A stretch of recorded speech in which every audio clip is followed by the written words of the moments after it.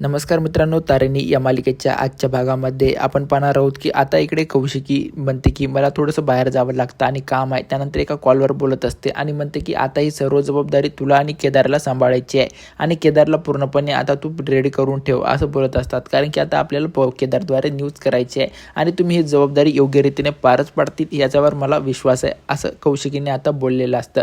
मात्र तेवढ्यात आता कौशिकीला बोलत असताना कौशिकी म्हणजे निशीची आई आता तिथे येते आणि कौशिकीला म्हणते की कौशिकीताई तुम्ही हे काय करतात, तुम्हाला समजते का? त्यानंतर कौशिकी म्हणते की काय माझ्याकडून काय चूक झाली का आता, असं बोलत असते. त्यानंतर निशीची आई म्हणते की हे बघा केदारविषयी युवराजच्या मनामध्ये खूपच राग आहे असं बोलत असते आणि तुम्ही आता केदारला युवराजची न्यूज करायला देतात. म्हणजे आता तो आधीच आपल्याला केदार त्यांच्यावर चिडलेला आहे आणि त्याचं काही वेडवाकडं व्हायला होता कामा नये. कारण की केदारनं दुसरंच काही सांगून बसला युवराजबद्दल तर खूपच मोठा गैरसमज आणि प्रॉब्लेम होईल असं बोलत असते. हे निशीची आई कौशिकीला सांगत असते. त्यानंतर कौशिकी म्हणते की हे बघा तुम्ही मला सांगू नका काय करायचं आहे आणि काय नाही ते, मला माझा केदारवर पूर्ण विश्वास आहे आणि केदारच तो न्यूज करणार आहे आता असं कौशिकी तिथे बोलत असते. मात्र रागाच्या भरात आता निशीची आई तिथून निघून जाते. त्यानंतर आता इकडे तारिणी येते आणि त्याचे ठिकाणी टेक्नोला म्हणते की टेक्नो आता जे पण आता इथं MMSचं लाईव्ह आहे ते रेकॉर्ड इथं चालू कर असं बोलत असते आणि टेक्नो म्हणते की ओके तारिणी मॅडम मी ते चालू करतो.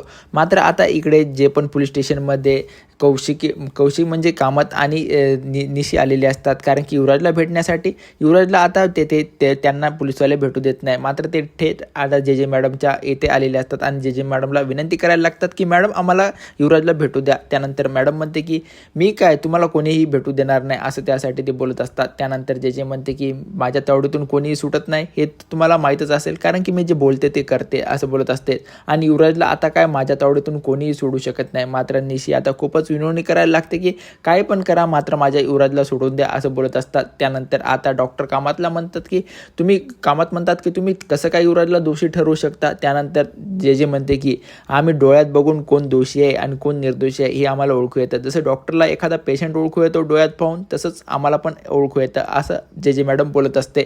मात्र आता जे मॅडम त्यांनीशी जे मॅडमकडं खूपच या ठिकाणी वारंवार हात जोडायला लागते की मला काही पण करून युवराजला भेटायचं आहे. त्यानंतर जे मॅडम म्हणतात की मी काय डायरेक्ट आता तुझा देवावर विश्वास आहे की नाही असं निशीला विचारले जातं. निशी म्हणते की हो माझा देवावर विश्वास आहे. मग जे मॅडम म्हणतात की आता तू देवाला तुझ्यावर जे पण विश्वास आहे देवाचा तू देवालाच विचार की आता जो पण माझा निष्कर्ष आहे तो चुकू दे. कारण की माझा जर निष्कर्ष चुकला तर युवराज सुटून जाईल असं ते बोलत असतात.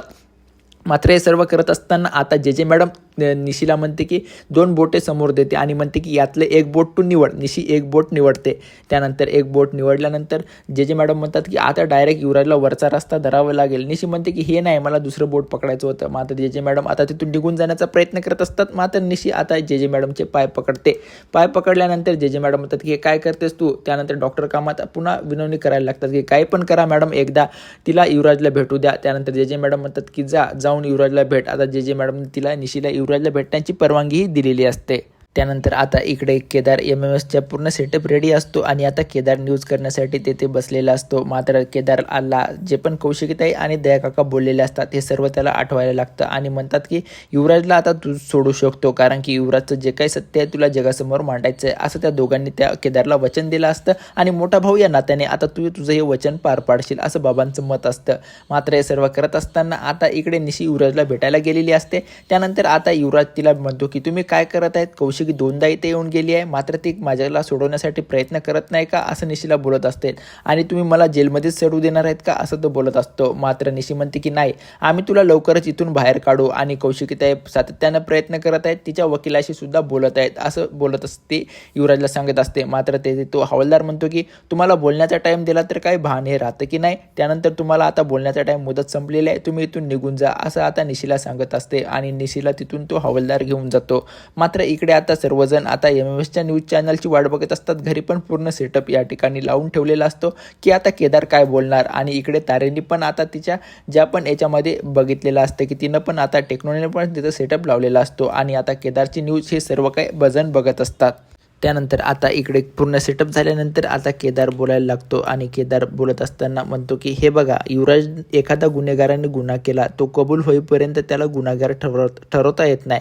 मात्र आपल्या पूर्ण समाजाने त्याला गुन्हेगार ठरवून ठेवलेला आहे, कारण की पोलीस हे विचारपूस करायला जात असतात. मात्र विचारपूस करायला नेलं तरी त्या गुन्हेगाराला आपण गुन्हेगारच म्हणत असतो असं बोलत असतात. मात्र ती विचारपूस करण्याची आणि विचारातून तो जो काही निर्दोष सुटेल मग त्याला गुन्हेगारच म्हणावं का असं बोलत असतात. हे सर्व काही बाबतीत घडले युवराजच्या बाबतीत घडलेले असतात असं केदार सांगत असतो. मात्र केदार हे सर्व सांगत असताना आता तो जो पण काही बोलत असतो हे सर्वांना पटलेलं असतं, घरातल्या दया काकांना आणि या सर्वांना पटलेलं असतं की माझा मुलगा आहे, माझं थोडीशी पण इज्जत ते जाऊ देणार नाही असं तो दया काका बोलत असतात आणि दया काकाला त्याचाच खूप गर्व वाटायला लागतो. मात्र आता हे केदार सर्व काही गोष्टी लोकांपर्यंत पोहोचत असताना तिथेच त्यांचा जे पण दुश्मन असतो जामखंडे येतो. जामखंडेला पाहता सर्वजण त्यांच्या साईडने माईक त्या ठिकाणी कॅमेरे फिरत असतात. त्यानंतर जामखंडे हा इथे कसा हा सर्वांना शॉक बसत असतो. मात्र जामखंडेलाच असेच प्रश्न केदारने मागच्या वेळेस विचारले होते इलेक्शनाला की पैसा सर्व जनतेचा तुम्ही कुठे घातलेला आहे. त्यानंतर जामखंडेने सर्व न्यूजच्या समोर म्हणलेलं असतं की मी पैसा हा खाल्लेला आहे. ह्या गोष्टी आता केदारला आठवायला लागतात आणि जामखंडे हा पूर्ण आता कौशिकी म्हणजे MMSचा पूर्ण बदला घेण्यासाठी आलेला असतो, कारण की MMS हा पूर्णपणे खऱ्या बोलणाऱ्या लोकांची एक पत्रकार असते. मात्र हे सर्व घडत असताना आता जामखंडे केदारला म्हणतो की हे बघ, बस आता तू इथे आणि मी तुला प्रश्न विचारतो. आणि काय केदार म्हणतो की आपण नंतर बोलूया, कारण की इंटरव्ह्यूचा टाईम हा नंतर असतो असं बोलत असतात. मात्र हे सर्व सांगत असताना जामखंडे म्हणतो की तू कशाला काळजी करतो, तुम्ही तर खऱ्याची उत्तरं देणारे आहेत ना, तर मग आता मी जे प्रश्न विचारतो त्याचे तुम्ही उत्तरं द्या असं बोलत असतात. आणि दुसऱ्यावर चिखल फेकायच्या अगोदर स्वतःवर चिखल आहे हे पण तुम्ही मान्य करायला पाहिजे असं आता तो केदारला बोलत असतो. मात्र आता कौशिकी पूर्णपणे टेन्शनमध्ये आलेले असते की काय करावं, कारण की जामखंडे आता हा कसा इथे टपकला आहे, कारण की सिक्युरिटीने त्याला का अडवलं नाही. त्यानंतर ती आता इकडे निशीला पण तिकडे कॉल करत असते. श्वेताला कॉल केल्यानंतर श्वेता म्हणते की काय माहीत मॅडम, तो कसा काय इथे आलेला आहे. नंतर आता कौशिकी म्हणते की काही पण करून आता केदारला कॉन्फिडंट होऊन उत्तर जामखंडेशी सामना करावा लागणार आहे असं कौशिकीने बोललेलं असतं. मात्र आता हे सर्व सांगत असताना आता जामखंडे म्हणतो की आता जामखंडे येते एक प्रश्न आता केदारला विचारण्यास सुरुवात करतो.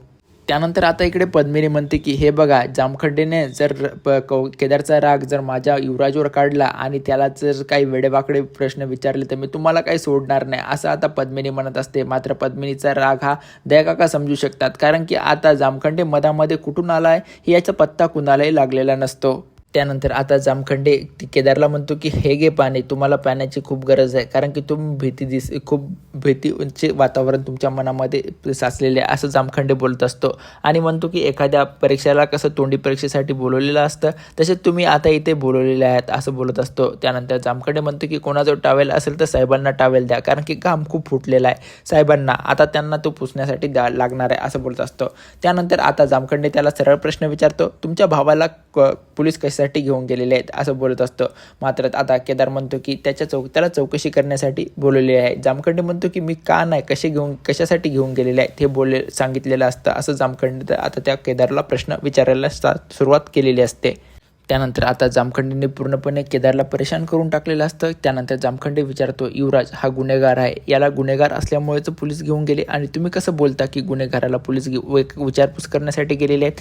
त्यानंतर आता जामखंडे सातत्याने केदारला प्रश्न विचारत असतो की म्हणतो, जर युवराज गुन्हेगार नसेल तर त्याला पोलीस कशासाठी घेऊन गेलेले आहेत आणि युवराजचा आणि गुलाबचा काय संबंध नव्हता हे तुम्हाला माहीत आहे का, कारण की गुलाबला तुम्ही तुमच्या घरामध्ये पाहिलं की नाही असं सर्व काही प्रश्न विचारतो असतो. आणि जे पण रेप पार्टीमध्ये घटना घडलेल्या आहेत त्यामध्ये युवराज आणि गुलाब तिथे उपस्थित होते की नाही असं पण आता केदारला हे सर्व काही प्रश्न विचारायला लागतो. मात्र केदार यावर सर्वांवर शांत बसतो, त्यावर काही उत्तर देत नाही. त्यानंतर आता जामखंडे पूर्णपणे आता केदारला परेशान करून टाकण्यासाठी खूप सारे प्रश्न विचारायला लागतात. त्यानंतर त्यातला एक प्रश्न म्हणतो की आता तुमचा युवराज भाऊ होता की नाही हे तरी तुम्ही सांगसाल का आम्हाला. त्यानंतर आता केदार म्हणतो की हो, तो माझा भाऊ होता. त्यानंतर आता जामखंडे त्याला विचारतो, गुलाबचा त्याचा काही संबंध होता की नाही.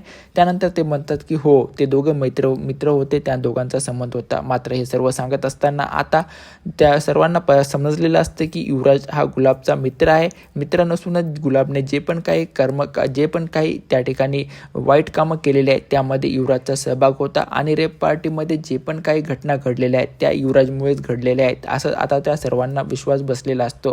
त्यानंतर आता जामखंडेनं जे पण म्हणते की MMS हे सर्व काही सत्याची बाजू सांगत आलेलं आहे. मात्र आता मी जर इथं आलो नसतो तर त्यांनी सर्व काही आता खोटे सर्व जगासमोर सांगितले असतं. मात्र हे सर्व सांगत असताना आता ते म्हणतात की यानंतरचा तुम्हाला जे पण लाईव्ह टेलिकास्ट चालवायचा आहे तो आरोग्यावर चालवा, कारण की आता या साहेबांना खूप गरज आहे. आणि म्हणतो की मी इथं जर नाही आलो असतो तर हे तुम्हाला केदारनं काही वेगळंच दाखवलं असतं असं बोलत असतो. मात्र आता जामखंडेनं पूर्णपणे तिथे आता सर्वची बाजू बदलून टाकलेली असते आणि घरातले मेंबर आता केदारवर खूपच चिडलेले असतात, कारण की केदारला जे बोलायचं होतं त्याच्या उलट केदारने आता तर बोलून टाकलेलं आहे आणि आता MMS खरंच धोक्यात आलेलं आहे असं आता कौशिकीला वाटायला लागतं. आणि युवराजला आपल्याला सोडवायचं होतं, मात्र आता आपण युवराजला सोडवण्याच्या मार्गावरून खूपच दूर चाललेलो आहे हे पण आता त्यांना वाटायला लागतं. त्यानंतर आता इकडे तारिणी बोलत असते. तारिणी म्हणत असते आधीच घरामध्ये माझ्यामुळे खूप सारे प्रॉब्लेम घडलेले आहेत, मात्र आता त्या प्रॉब्लेममध्ये आणखीनच भर येथे केदारनं पण टाकलेली आहे. आता यानंतरच्या उद्याच्या भागामध्ये आपण पाहणार आहोत की आता जामखंडेने तिथे जे पण काही गदारोळ घातलेला आहे यावर आता कशा पद्धतीने तारिणी हे पांघरून घालेल आणि युवराज खराच गुन्हेगार आहे की नाही हे अद्यापही स्पष्ट झालेलं नाही. जेव्हा हे सर्व काही निर्दोष आणि युवराज सुटेल त्यावर तारिणीला घरचे काय शिक्षा देतील हे आपण उद्याच्या भागामध्ये पाहणार आहोत. अशाच प्रकारचे नवनवीन व्हिडिओ पाहण्यासाठी आमच्या चॅनलला सबस्क्राईब करा. व्हिडिओ आवडल्यास व्हिडिओला लाईक आणि शेअर जरूर करा.